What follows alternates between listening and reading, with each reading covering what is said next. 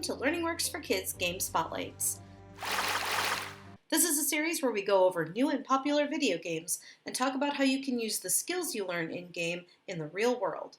It's Shanna here from LearningWorks for Kids, and if you like what you see, consider hitting that thumbs up button. Also, subscribe to the channel and click that notification bell so you know when more videos post like this.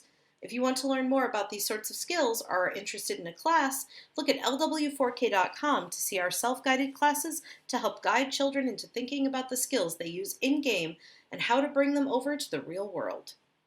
Have you ever wanted to take care of adorable animals while also earning money?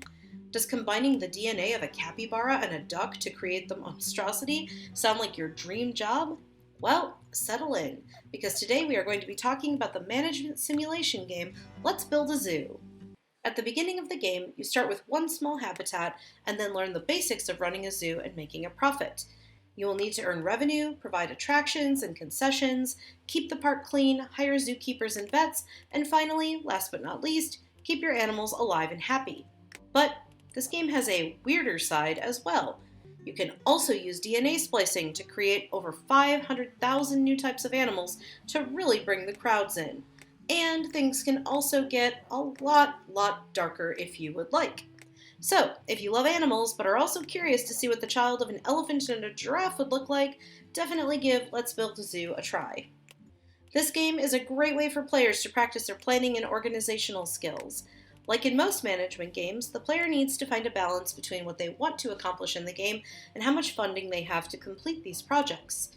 The player also needs to determine the layout of their park and organize the attractions, food stands, and animal enclosures in a way that makes sense. The game is also able to meet you at your level of planning and organizational skills, but is also able to grow in complexity if you want a challenge. So whether you want to just put down a popcorn machine or adjust the salt level, this game has got you covered. This game is also a great way to practice your flexibility skills. Occasionally, the player will be given a choice in the game that will determine the path you take on your journey to becoming the best zoo in town. When you find a lost dog, will you spend some of your own money to put up flyers for someone to find it? Or will you put a fake mane on it, stick it in an enclosure, and advertise that you have a new lion on display? The choice is yours, but the player needs to be ready to adapt when these decisions need to be made. What are your other favorite management sim games? Let us know your favorites in the comments below. Also again, if you like that video, hit the button. It helps the channel out significantly.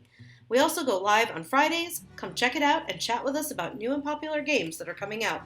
Until next time, check out our other content at lw4k.com.